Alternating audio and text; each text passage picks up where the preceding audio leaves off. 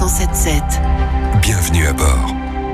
Ce qui relevait simplement du bon sens est désormais obligatoire et inscrit dans le code de la route. Vous devez respecter un corridor de sécurité lorsque vous apercevez du personnel en intervention sur le bord des routes et des autoroutes. Le corridor de sécurité, c'est une sorte de barrière virtuelle. Concrètement, lorsque vous voyez les signaux lumineux des véhicules de patrouilleurs, dépanneurs, secours ou même autres véhicules en difficulté, eh bien vous ralentissez et vous vous déportez. Et si cela est possible, vous changez de voie. Ce décret, il était défendu depuis 2 ans par l'association Fiers d'être dépanneurs au lendemain du décès d'un des leurs en intervention. Pascal Pratt, gérant de la société de dépannage Caudra à Senlis. Je pense que c'est une bonne chose que ça soit passé. On travaille pour en sécurité, quand on est sur des pannes, surtout les pannes parce qu'on est tout seul. Et puis surtout en poids lourd parce que je fais le poids lourd et les BAU sont pas très larges et donc il y a risque.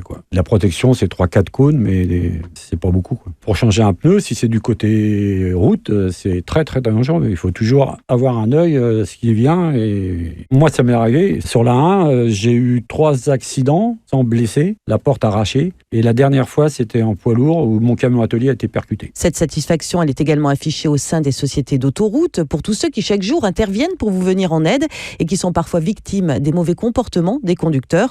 Au cours des 7 premiers mois de l'année, ce sont 78 accidents impliquant du personnel qui ont été enregistrés, soit 11 par mois.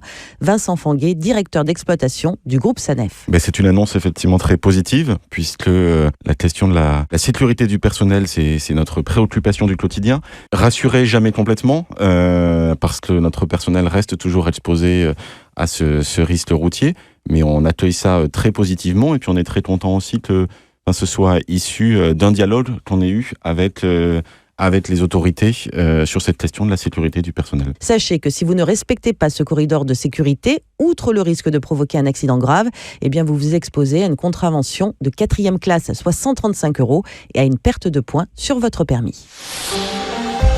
Retrouvez cette chronique de SANEF 107.7 sur sanef.com. SANEF, à vos côtés, à chaque instant.